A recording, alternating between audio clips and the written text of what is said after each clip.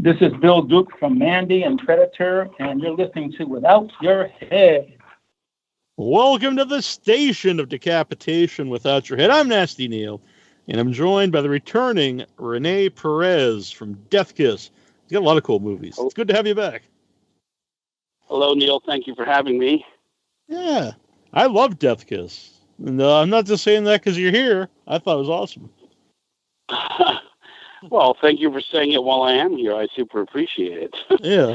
Are you a fan of these retro style? Well, are you a fan of the movies that I was kind of paying homage to?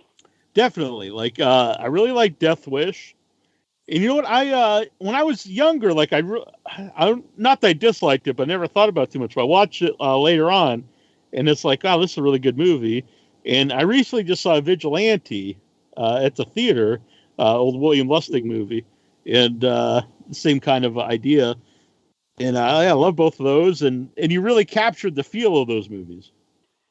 That was my main goal. I was literally trying to make something that Canon Films would have made in the early 80s or late 70s. So I don't know if that's a wide appeal to the entire world, but for people who like that kind of thing, I think they'll notice that I took some extra special care to make it seem like that. Yeah, I agree. If that's something people like. Yeah, and it's not, even though, like, I think at first you might think it's kind of gimmicky, since Robert looks so much like Bronson. When you're watching it, it's not gimmicky at all. Like, it doesn't feel like a movie that's like trying to be an old movie. And sometimes they can go overboard with that, and it's kind of schlocky like. But this just feels like it could be, a gritty 70s movie.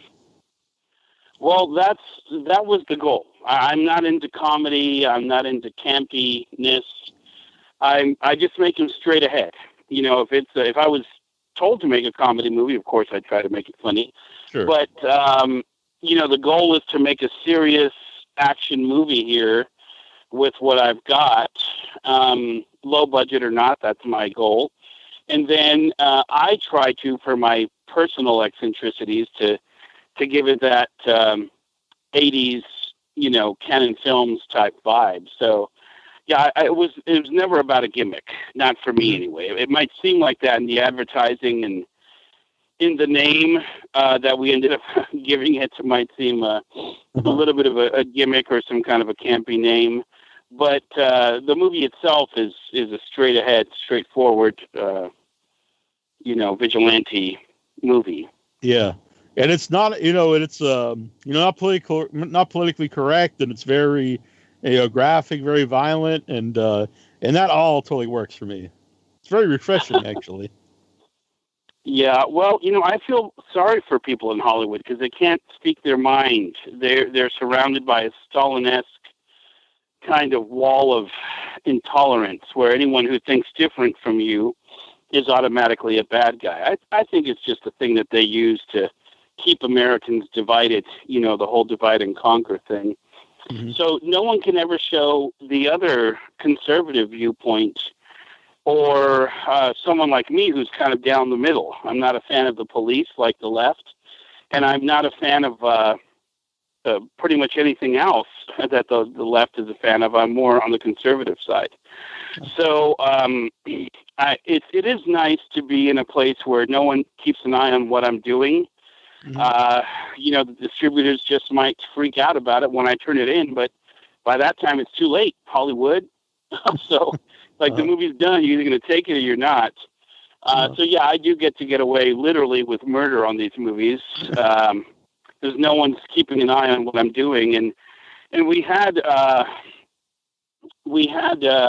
Daniel Baldwin playing the radio host, who says most of the inflammatory things.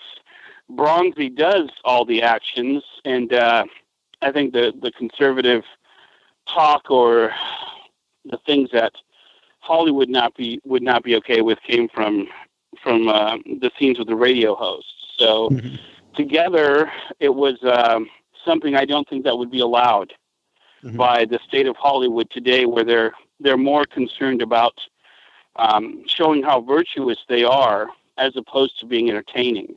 Mm-hmm. I, on the other hand, have don't care what anyone thinks of me or my virtue, other than my wife and kids. Uh-huh. So I just make whatever I think is most entertaining for people, Mm-hmm. and what fits most for the movie. Yeah, and just for people to know, like, if you're listening, you think, oh, well, if I'm not a conservative person, I'm not going to like the movie or something. Like, I'm a very liberal guy from Massachusetts, and but I find the movie very entertaining. I'm not going to, it's a movie, and so you don't have to be on the political side of the movie to enjoy it. I think what you're saying, it's an enjoyable film. Yeah, and I've never done a propaganda movie before. This is the only one I have, because usually I'm doing slasher movies or zombie movies, things that don't really reflect modern times or the news or anything of what we're going through politically. But, the original Death Wish movies were right-wing propaganda movies. Guns equal strength, that kind of thing. So I definitely said, well, you know what, this will be my first propaganda movie. Let me just fill it with all the crap that I have in my head and see what people think about that. And of course, I leaned towards the things that fit more. I focused on the things that fit more for the theme of this movie. And although I am not a gun person, I've never had one. And in this movie, we do something that I don't think any of the vigilante movies have done, or the Death Wish movies at least, is to propose the situation that we do in the movie. It's hard to talk about it because I don't want to give away the spoilers, right. But we don't say that having the might of the gun is what makes you right. Mm-hmm. In this case, because some things are done that that kind of ruin our vigilante's existence because of the things he does. So it's weird that with all the sequels they made from Death Wish, they never tackled the question of whether or not he should be doing those things. Mm-hmm. He always just seemed to shoot the right guys and never the wrong people in those mm-hmm. movies, which is a really improbable thing to do. As much as I love those movies, they're much better than my little movie, but that's a question that they never asked themselves. It's the first one that we ask in Death Kiss. Mm-hmm. Yeah. Have you ever seen Vigilante? Because this was my first time seeing it. We'll get back to Death Kiss, but I haven't seen it, no. It was surprisingly Not really that good. I recall. Yeah.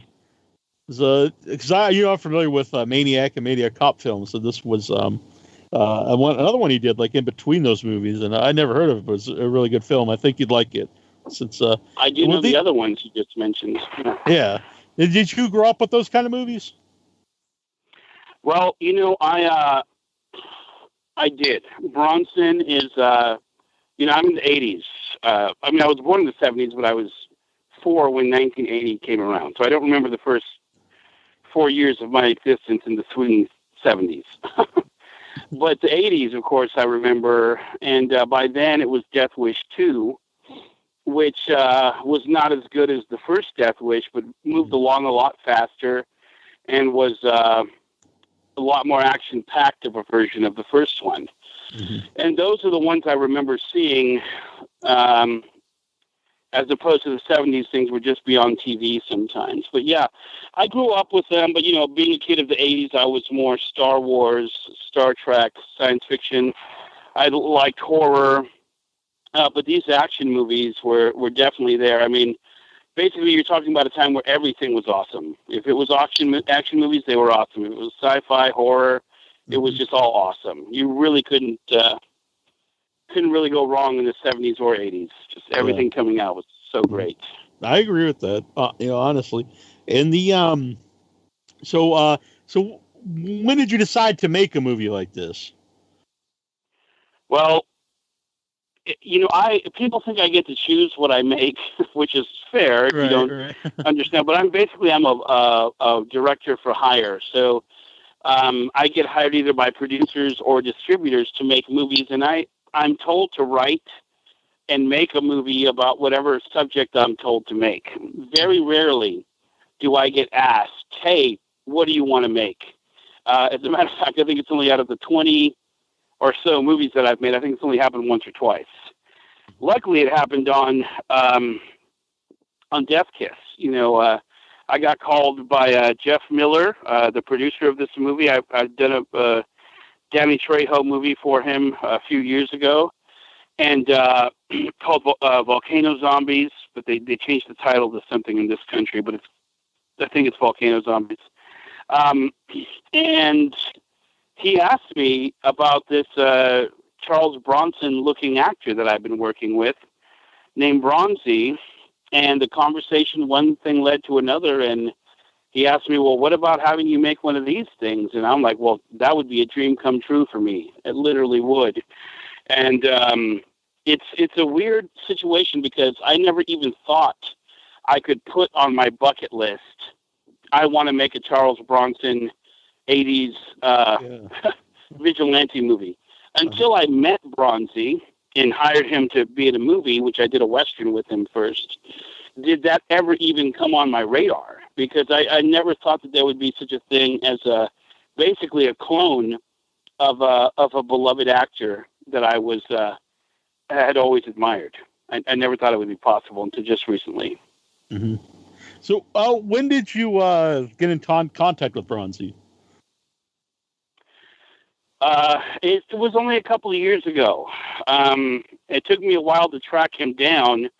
I saw a picture of him when I was filming a TV episode in Spain where they have these Wild West sets, where they used to do all the spaghetti westerns, and they're revamping those. They're making them big and beautiful so that they could bring the commerce of filming there.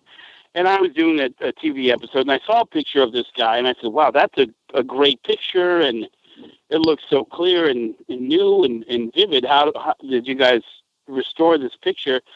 And they're like, well, no, this is a picture of a guy that works here. Mm-hmm. And, basically I dropped whatever I had in my hand, and I was like, you got to be kidding me. You guys have a guy that looks like this? And sure enough, they did. And he would do these Wild West performances. They ride in on the horse, and he's the sheriff, and they try to... You've probably seen these if you've ever gone to these stunt shows at Wild West towns. They shoot cap guns at each other, and they put on a show for the tourists. So it became my mission at that point to try to get him into whatever movies I could.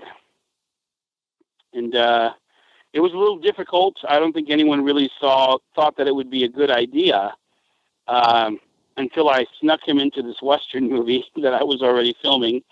And only Jeff Miller actually saw the potential in it. So I'm glad it caught his eye, and I'm glad he and I were talking about doing a movie anyway, and really glad that he allowed me to make Death Kiss.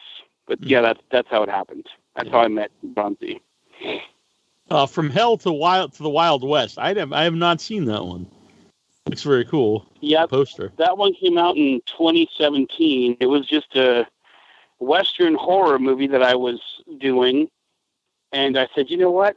I'm going to call that guy Bronzi and see if I can get him in this, because Bronson was also known for Westerns, in addition to the urban movies that he was doing later on in life. His earlier career was mostly Westerns. Now, is he dubbed in Death Kiss? Well, I hate to say it, yes, he is. Because I actually think that works for the feel of the film, because it does kind of, there were like movies like that when you were watching like 70s movies and stuff where the... oh, yeah. So yeah. I think it works for the movie. It doesn't take away from the movie, I don't think, because you're thinking, well, this is the style of the movie. It could have been on purpose. But the reason I did it is because he has an accent. Mm-hmm. He has the perfect kind of voice that could fit for the movie, but just the accent, I thought would throw people off. And basically with Death Kiss, I am trying to let anyone who wants to pretend that this is a sequel to Death Wish, mm-hmm. Maybe sneak it into part 2 or part 3 or whatever it would have fallen around his age range, that they could watch it and not have anything get in their way of just flat out believing. So I thought the American accent was important. Yeah. So, yeah, I agree. I don't know if it was the best idea in the end, but that's my intention. Some people might not like it. But. I think it works. Yeah, so how did you get Daniel Baldwin involved? And I know you're not a Twitter guy, but he's very passionate about the movie on Twitter, and we're going to get him on the show here at some point in time. He really wants to talk about the movie. Oh, that's great. No, Daniel was great. You know, I don't know too much about how we got Daniel. That was the producer, Jeff Miller. I said, well, I've got this radio character, and he said, well, let me get somebody good for this. Mm-hmm. And I said, sure. I didn't know that he was going to come with such a perfect guy like Daniel Baldwin, who actually has a radio show. So he was not only perfect because he's a extremely trained actor, I think from Juilliard.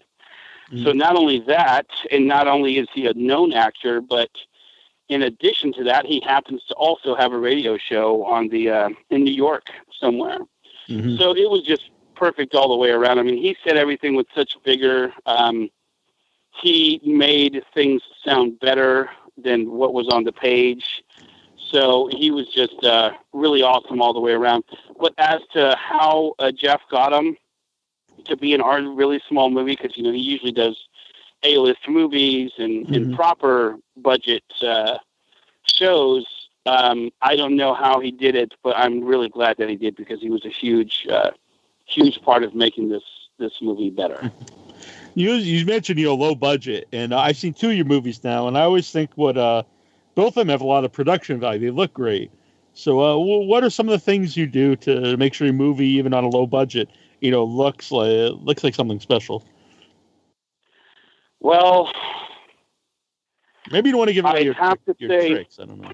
Well, it's not a trick. It's only a thing you could do if you are an artistic person. If you're artsy-fartsy, the way that people call me. I can play musical instruments. I can draw. I can handle a camera. Camera angles. Mm-hmm. And I would say camera angles, number one, are something that can make you look low budget in a heartbeat. I've done a few bad camera angles in my time, so I can't say I've got a perfect record.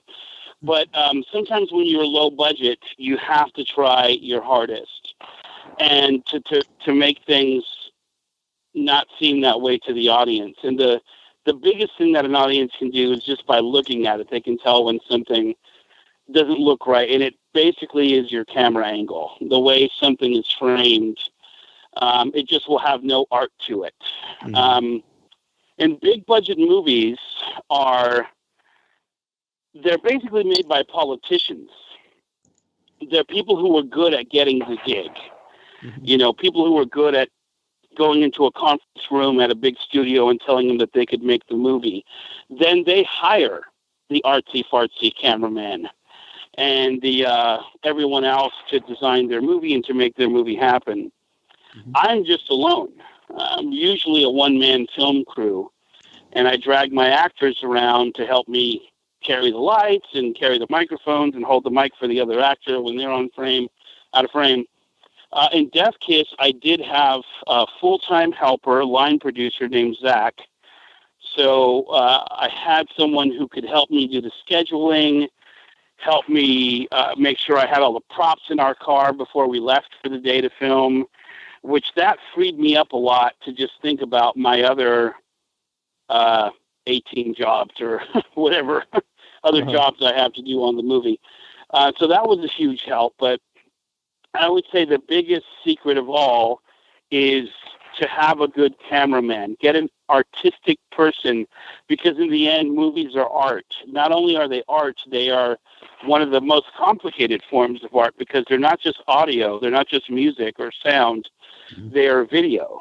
So it's not just a painting, which is only visual, and it's not just a piece of music. It's really the combination of the two things. And you have to have a really artistic, forget about technical. Anyone can do technical if they learn the techniques. You have to have a really artistic cameraman. I think would be the first thing. And then second, if you're aspiring filmmaker, to try to hide the fact that you may be low budget, is to try to get the best actors for the parts, because that's the second thing that even just a kid could notice. If it looks bad or if the actors look bad, those are the two really surface things that people can tell when they're watching a B movie that is just really bad quality. Those are the two easiest signs. Mm-hmm. So yeah, that's what I have to say.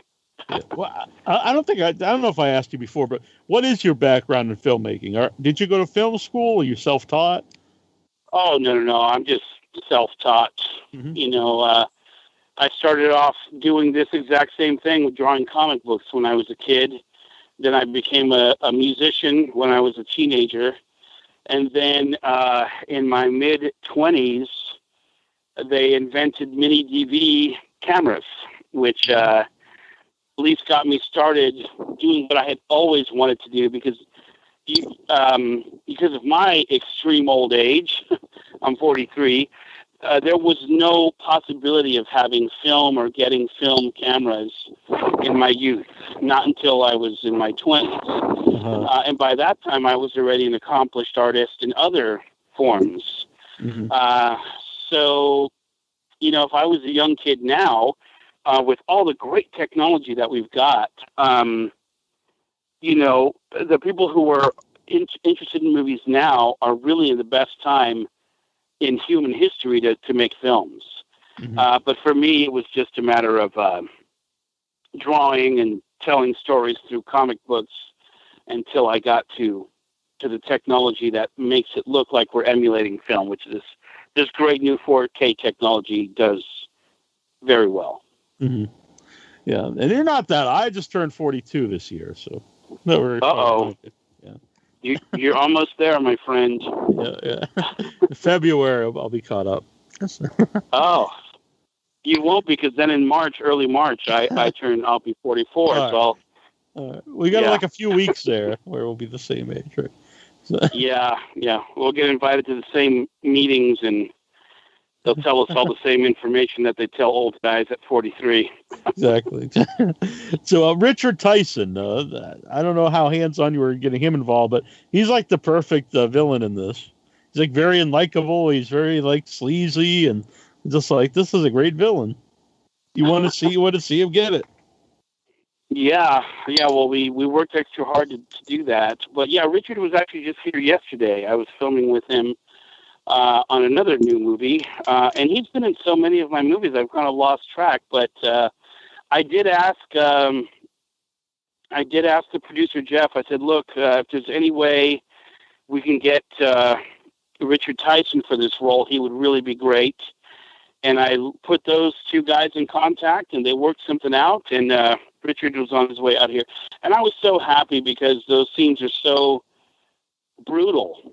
That if they didn't have an A-list actor, which Tyson is, he's in A-list movies with A-list movie stars, world-class actors, and he hangs with those guys easily. He's just extremely talented.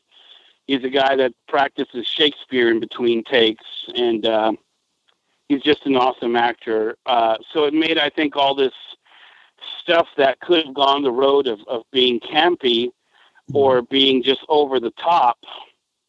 Well, it still might be over the top, but it's over the top in a good way, I'd say.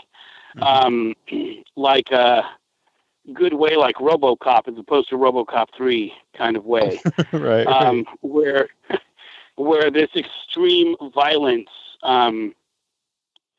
seems doable. And yeah, he is. I made sure every scene that he was in, we showed just how bad of a guy he is, because he does get one of the worst paybacks at the end of the movie that I can imagine anyone ever getting. Yeah. So had to make sure he earned it, Mm-hmm. Real quick about Daniel Baldwin, when he's like you said, he performed so great the lines, and you totally believable as a radio guy, even though he does do radio. Was all that stuff written for him, or does he ad lib anything? He did go off script a little bit here and there, but for the most part, it was all there. He might have said things backwards or moved one sentence over there, but he was doing it so. I mean, he was very close to it. So yeah, if anyone wants to get mad about the things he said, it's definitely my fault. Uh-huh. If anyone wants to appreciate the acting, that's definitely Daniel's Daniel's side. He was just extremely good. But I'm glad it looked like an ad lib, because that means that it seemed believable and definitely and literally very natural. He needed very little coaxing. I mean, this is a really good actor who could just understand what's going on. I basically just set up the lights and told him where I was going to be. I think I talked to him for just a few minutes before I said, you know what, this guy knows exactly what he's doing. Let me just shut up and get out of his way, and let me make him look good, and let him handle the audio part of this, and let him just say what he's got to say. So, yeah, it was really easy working with him, and if he did ad-lib, it was very little, and it was all for the best.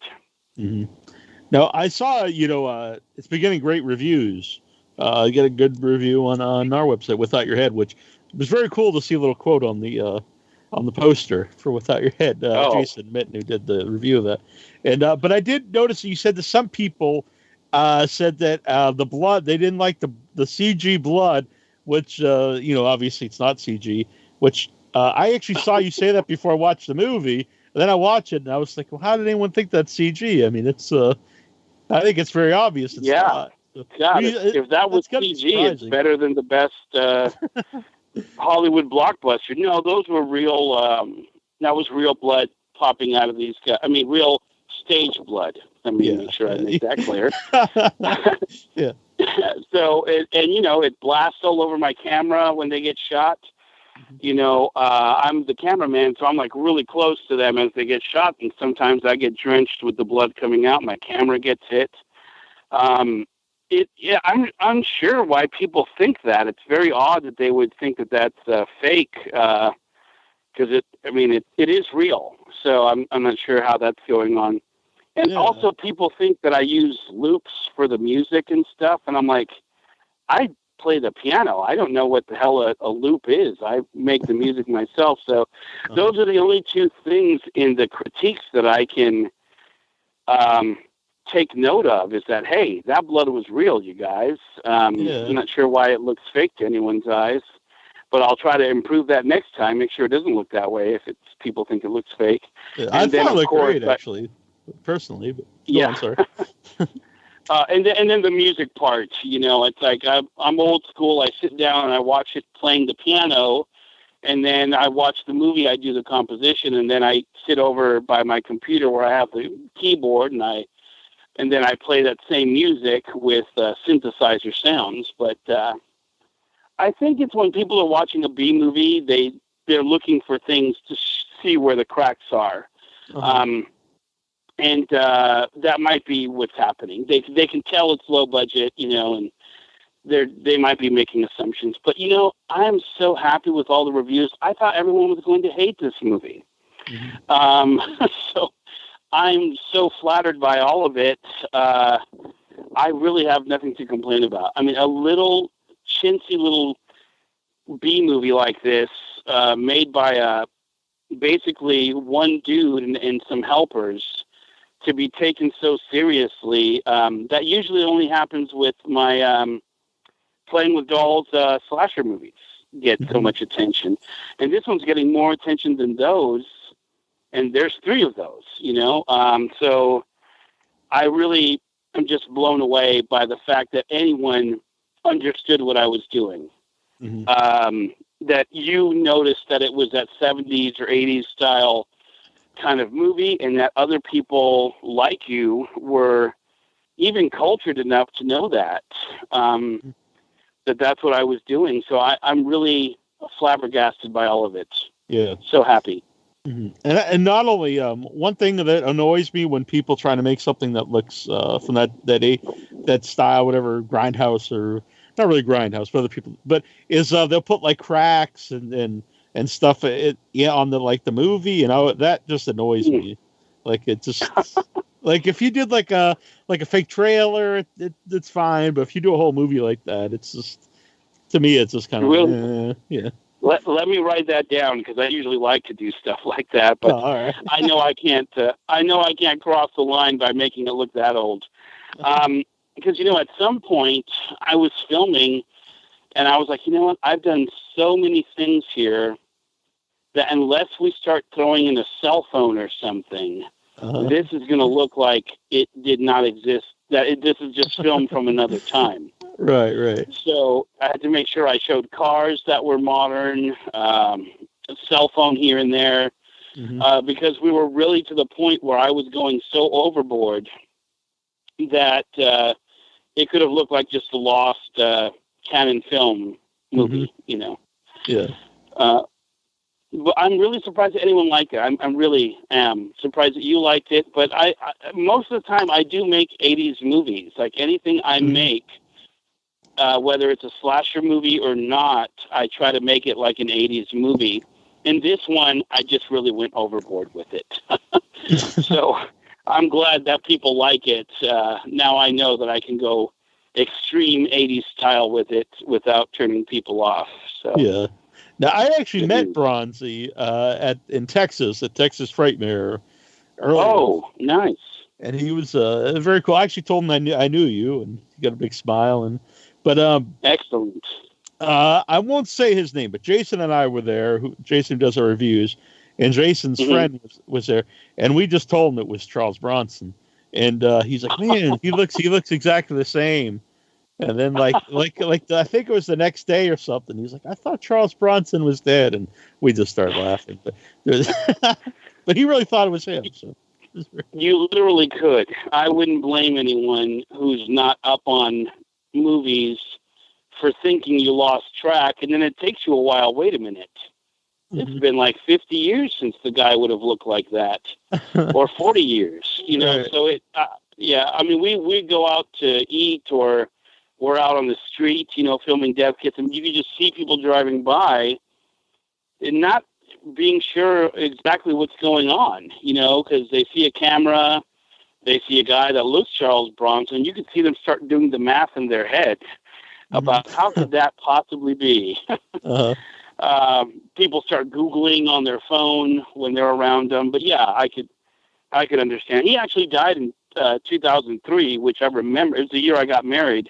But I remember that. I was like, oh, he died. And then boom, I was married shortly thereafter. But if you're not like a movie critic like yourself, or a movie maker like myself, or maybe a super fan, you wouldn't have that information ready in your brain. Exactly. So I could see why your friend got confused. Yeah. I believe Terrible Troy is here with us now. I am indeed. How you guys doing? Very good. Very good. Very good, Troy. Nice to meet you. Yeah, nice to meet you. Yeah, Troy's not here last time. I believe we had you on. By the way, Troy's my brother, older brother here, and so I watched Death Kiss with our mom, Troy and I's mother, and she loves Death Wish. And one of our favorites. Yeah, and so she owns the DVD also, and she really liked Death Kiss. So I think that's high praise from someone who really likes Death Wish. Yeah. Yeah. Well, and that's the praise that I'm most interested in. I'm really gratified to hear that. Now, let me ask you this, fellas. When you showed her the box or the poster or whatever, did she have any hesitation? Like, well, what the hell are they doing now, these people? Or did she think it was cool right from the get-go? Well, she couldn't believe that the guy looked exactly like Bronson, and I do think she probably went in thinking like it's going to be like kind of like a joke movie, honestly, and or something, like a gimmick or something, like I said before. But felt just like I did. She really enjoyed the movie, and a lot of times I'll watch some of the screeners I get with her, and she's not up on a lot of the movies, but she really dug this. Yeah, sometimes you get like halfway through and then find something else to do. Right. Well, I really am blown away that you guys took it seriously and were able to even catch all the little the things I was doing, trying to go to that retro style. So, and the fact that your mom could like it, someone who was actually there when all this stuff was fresh and new, that's a perspective I've never actually heard. So that's one for the books. Thank you for sharing. Yeah, definitely. So, Eva was very good in the movie. I thought Eva Hamilton. How did you get in touch with her? How was she? How did she get involved in the movie? Well, the producer Jeff Miller had her in one of his movies and thought she was a good find, a good gem. And I did a video audition with her. She sent in her readings, and it was just great. And it's good to use someone who's a referral when you can, because, well, I'll be honest, quite frankly, Hollywood people worry me. A lot of them are medicated, weird people. And I don't have any time for that on my low-budget movies. So she turned out to be great all the way around, just a great person, a great actress, a great fit for this story. But since she was new, I was a little worried. I'm like, oh, please, hopefully she's just a good worker and a good actor the way she appears to be. And she was way more than that. I mean, she was just an extremely lucky find. So I'm glad that Jeff Miller referred her. He was 100% right. She was perfect for the part, and nothing but greatness with her. And I put her in this ninja movie that I just finished doing, too, called The Dragon Unleashed. So she's already on my list of actors to call whenever I do anything at this point. She's great. Cool. Now, last time I had you on, Stormy Maya was on with you, and she has a role in this too. It's a very the scene with her is a great scene, and I think it kind of at that scene particularly is kind of like your main character isn't necessarily he's heroic, but not necessarily the greatest guy either. And so, right. That he wanted to make sure. Go on. I'm sorry, go ahead. No, go on with what you're going to say. Well, yeah, you guessed it right. He needed to make sure that she wouldn't ever tell anyone what he did there. Mm-hmm. He's not bad enough to kill her, to get rid of all the witnesses, but he just had to find a way, an extreme way, that she wouldn't call the cops and say, this guy who looks like Charles Bronson just killed everyone here. So that was, he's definitely not the nicest guy in the world. But please go on with what you were saying about that. I'm interested to hear what your take was. Oh, I like that scene because it shows it's like a real anti-hero. Now he's not a good guy who's maybe just killing the bad guys. There's also like a lot of gray area now here, which there's gray area anyway if you're a vigilante. But this above and beyond that, and I like that scene because it makes you think. I think for the audience, am I on this guy's side or what at this point in time? Right, and that's an important thing to do. You can't just, I think, ever show someone committing murders and making it seem let's only be on his side only. There's got to be some. If you are a person who frowns on murder, like most of us do, right. we should have our allegiance to the character tested. Mm-hmm. To see if we're really, or at least think about whether or not we're on his side. And also, that scene did two things for me narratively. It helped explain how he could do this without getting caught. It shows that he takes precautions in the age of cell phones and everyone having cameras. We see that he goes above and beyond to make sure that if there are, witnesses that he wouldn't feel right killing or who don't deserve to be killed, that he goes above and beyond to make sure he's not caught in any way. So just the same way I made sure he only fired 6 rounds out of his 6-shooter, I made sure there was no loopholes in the logic of the story to how this guy was getting along. I wanted Luck to have no part of it. Mm-hmm. It was all realistic precautions that he was taking not to get caught. And I think that stuff was important more in the past than it is now. Mm-hmm. Yeah, it's. I was thinking this when I was watching Halloween 3. It's an odd thing to say, but watching Halloween 3 last week was like something that I like about the older movies too is there are no cell phones. It does make movies a lot more fun when you don't have to worry about the logic of everyone having a cell phone. Yeah, it is. I think for everyone, especially for horror movies. I mean, it's hard for you to make Texas Chainsaw Massacre because anytime someone has 10 seconds where they're not being pursued, right. You wonder why they don't just reach into their pocket and call, 911. So, yeah, right. it is. Technology does make things harder, and it was so awesome back in the past because, it was just so much easier. Right. So I was watching scenes like Tom Atkins. He has to leave the hotel and go from like a phone booth and then call operator. And I'm like, you could never do this today. You'd have the cell phone at the end of the movie. But yeah. Well, Tom Atkins would find a way to make it work. He's Tom Atkins. Yeah, that's right. And he'd sleep with, like the sexiest chick there. Oh, God, that's just the way he was, Yeah, I always find that amazing about Tom. Nothing against Tom Atkins. I think he's awesome, but he's like this big stud in all the movies. And I'm like, I don't get it. I don't know. Maybe there's hope for us, Neil. That's great. And sometimes just out of the blue, you'll be like, "Oh, I didn't even catch this." Now he's in bed with Jamie Lee Curtis. What? Yeah, they keep for like 20 minutes, and boom, there and there. Yeah, it's like a early 20-year-old Jamie Lee Curtis, and she's just all over Tom Atkins. Like, yeah, well, you'll have to get him on the show one day and ask him. Yeah. Hell, I'll be taking notes.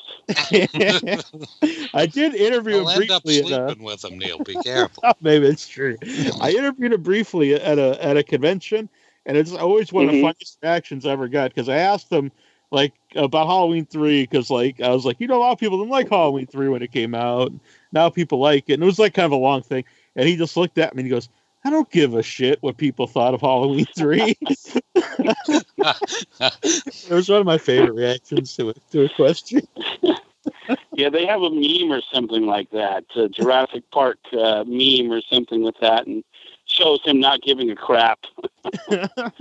Yeah. Well, maybe that's part of his charm. Maybe that's why the chicks go crazy for him. Very true. Aloof kid. So you're I don't know if you want to talk about this, but you're doing a horror movie coming up with Bronzi. I am. Yeah, and the cat's out of the bag. I already said it's basically I'm doing a Playing with Dolls movie, and Bronzi is going to be the cop who's coming after him. So it'll be a lot more action. In addition to the horror, I'm not taking any of the horror out. It'll still be the same. And you saw the last one, Neil. It'll still be the extreme horror movie, but instead of the getting to know the people who are going to get killed, it'll be a police investigator coming and, a badass one. Kind of like 10 to Midnight. I like this because there's not a lot of slasher movies where there's a badass hero in them. It's Ash is in the horror movies, and that's not really slasher, I guess, but a guy from Phantasm movies, I guess. But there's not a lot of the badass heroes, and that's cool because then you get to see your badass villain versus the badass hero. So I'm looking forward to that. I think it's a good time. And they do have a hell of a showdown too. We haven't filmed, but it's my life goal to make it the most badass thing you've ever seen. Even as they walk to each other, I get chills. I'm like, I got to film this perfect, just by reading it. But usually in horror movies, I mean, I know in Halloween, the new Halloween coming up, Jamie Lee is going to be all loaded for bear, Rambo style, when he shows up. But usually in horror movies, they don't have the killer going up against formidable males. Mm-hmm. They have them going up against really sissy guys or dumb dudes. So I'm going to go get beer and I'll be right back. And just guys who are, I'm the Halloween again, but you never see Jackie Chan in a horror movie or Stallone, So this is going to be basically Bronson if he were in a slasher movie, which the closest one he ever did was a movie called 10 to Midnight, which I just blurted out a little bit earlier. But this is really like a Jason movie, These Playing with Dolls movies that I do are kind of like Friday the 13th movies, but just a lot more gruesome. And so that's basically what the formula is. It's like if Bronson would have showed up in a Friday the 13th movie as opposed to whatever horny teenagers. We still have the beautiful girls, of course, because we're here to please. And we, we're not pussies either. We want to show some beautiful girls in the movie. Mm-hmm. We have a reporter who's coming who's beautiful. We have the aspiring actresses that think they're going to a TV show when they're really just there to be slaughtered for someone to watch. Richard Tyson, by the way, who we just talked about. Mm-hmm. So, that's what the next movie is. We're filming it right now. I just did the first day of filming yesterday with Richard Tyson, and it was wonderful. I'm going to give it my all. It's going to be another 80s slasher type movie. I don't know if I'll go overboard with the 80s stuff the way I did in Death Kiss, but I still have that style inside of me. I really couldn't get away from it if I wanted to, honestly. Mm-hmm. So how long does it normally take you to make a movie from start to finish, to filming it, to editing it, and it's out there? I only get 4 months. I'll be honest with you. I don't get paid as well as people think I do, so I've got to make a lot of these in order to pay the mortgage and keep my wife and kids with a roof over their head and food on the table. So I literally only get 4 months.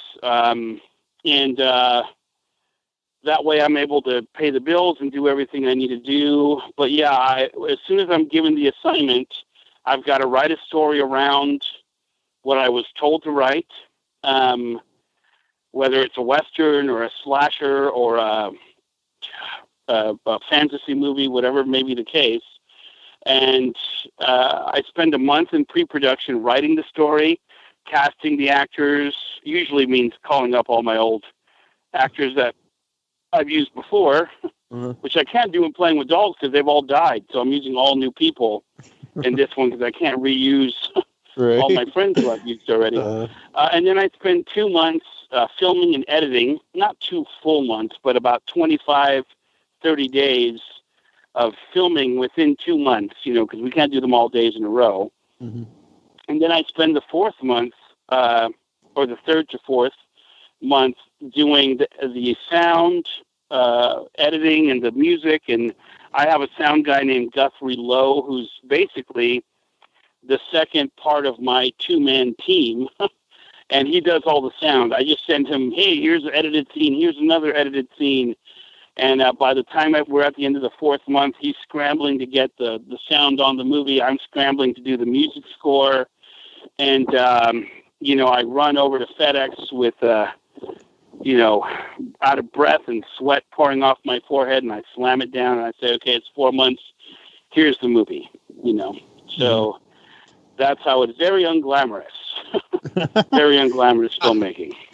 So you do all the editing yourself, too. Is it ever hard to edit your own stuff? Like, thinking of what, will work in the movie, not so much like, do you ever get connected to something just because you remember having fun filming it and it's hard to edit it out or cut it out?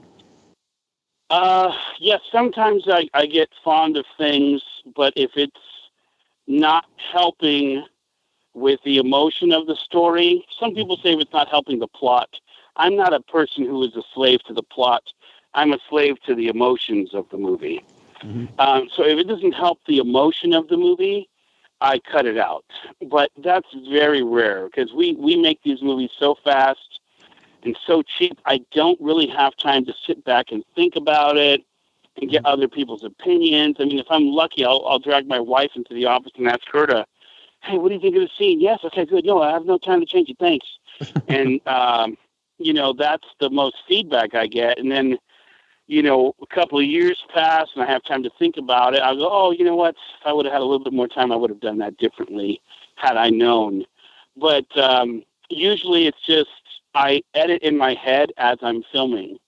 So I don't do like normal movies where they get a wide shot, then they get closer to do the mediums or the close-up shots, and they just keep doing this pattern. I have to edit in my head as I'm filming, so I know exactly how I'm going to put it together. So basically, whether I edited the movie or someone else, it would always kind of look the same because they only have those shots to choose from. It's like there's a master shot where you can get the whole group or something. If I filmed a master shot, then that's what it is, a wide shot. If I filmed a close-up, it's a close-up. There's no multiple angles on things, So where can people, is Death Kiss out there yet for people, to get on video on demand or DVD or anything? Yeah, it's on video on demand now as of October, whatever the date is today, 2018, for those of you who are not listening to this in the future. And then as of December 4th of 2018, it'll be on Blu-ray, which I just found out, and it'll be on DVD. So please get the Blu-ray, people. If you're still on DVD, it's time to join that's late 1990s technology. Time to get with the times and get yourself a Blu-ray player. But yeah, it's going to be on that. Right now, if someone wanted to watch it, it's on Amazon Prime, on iTunes, or I don't really know too much about video on demand, but anywhere where they have movies that you could rent, they got it. Vudu, all that stuff. And if you just want a Blu-ray, which I always suggest, they look better at all times under every circumstance, Blu-ray is better. That would be on December 4th. Cool. And for because a lot of people talk about like the death of physical media, but then I have a lot of people on the show who seem to say they don't really think that's true, because like they'll sell just as many Blu-rays or DVD as video on demand or more, and then people who have like Blue Underground and these different like sites that sell like restoration of movies. What are your opinion on that? Did you find that a lot of people still buy the Blu-rays? Well, I can tell you the truth of what it is. One of the reasons why I'm not invited to make big Hollywood movies is because I don't play part of their game. I'm on the audience's side. And basically, Amazon, iTunes, they want you to have an account with them forever. So they want you to buy movies there, have a collection there, because they know you're not thinking about 20 years from now. The way I have DVDs from 20 years ago. They just want you to always have an Amazon account or an iTunes account or Vudu, whatever. And they know that if you let that lapse or if you let that go, you're going to lose the movies that you've accumulated. So for me, sorry, big business, but if I'm talking to my people who are fans of my movie or want to watch my movie, I got to tell them the truth. Just get a Blu-ray. It'll last forever. It's the best quality that you can get that exists now, other than 4K Blu-ray.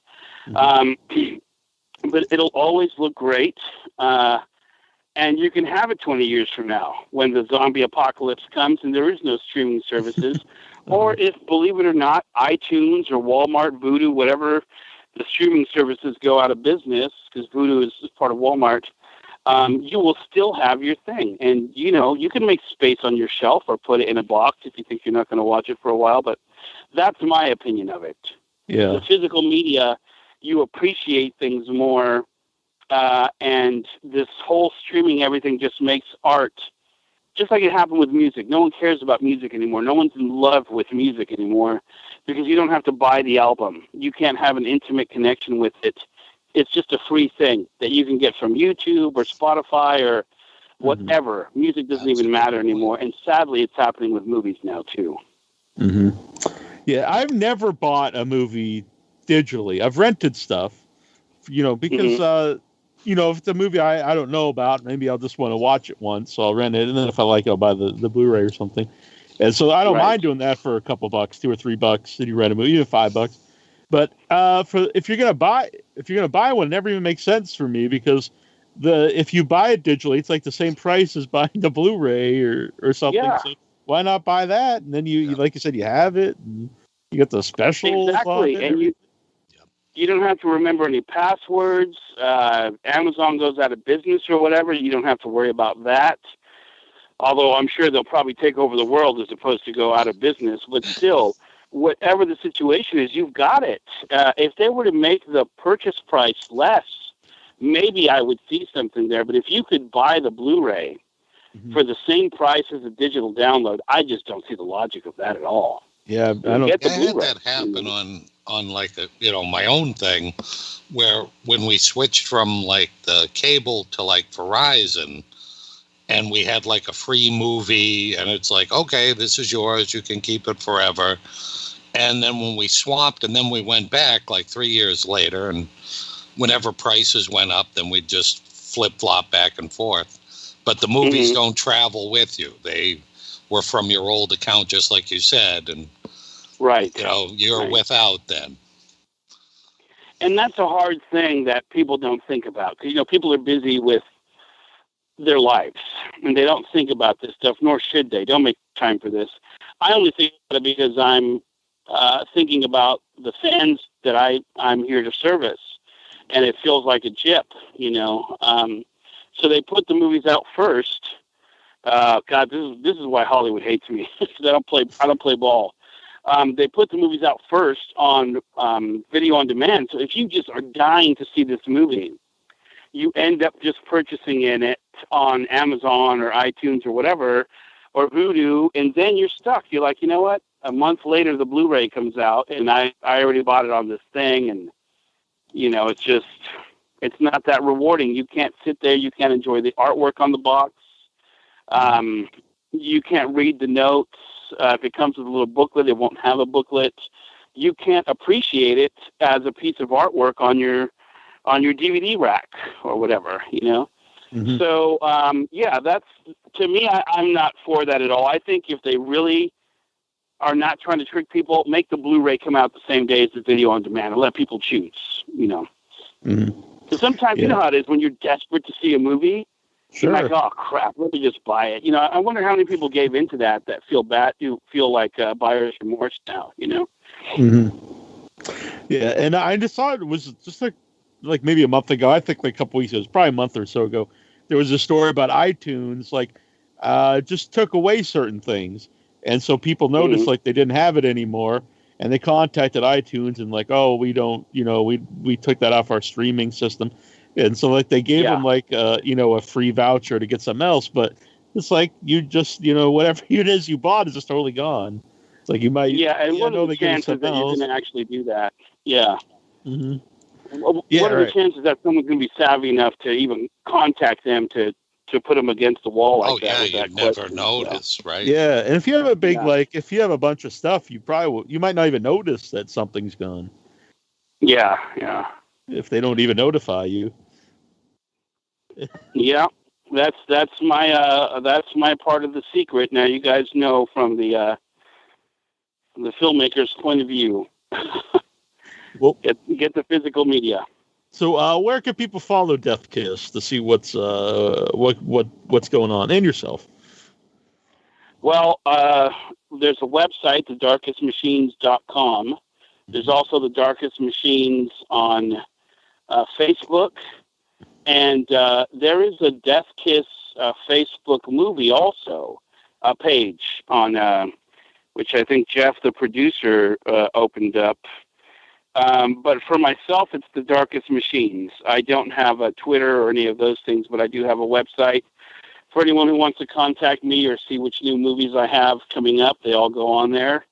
And Facebook is The Darkest Machines also. Very cool. Well, I always enjoy talking to you. We'll have to have you back on again soon. Thank you so much, Neil. Absolutely. You're welcome. Yeah. And you make every 4 months, you make something new, so it works out. Keep up that pace, and we'll always have you back.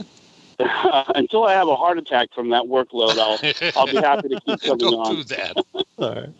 Very good. All right, guys. Well, thanks for talking about my non-horror movie on your horror podcast show. Yeah. I really appreciate it. And good luck with your next interview. I'm anxious to take a listen to it.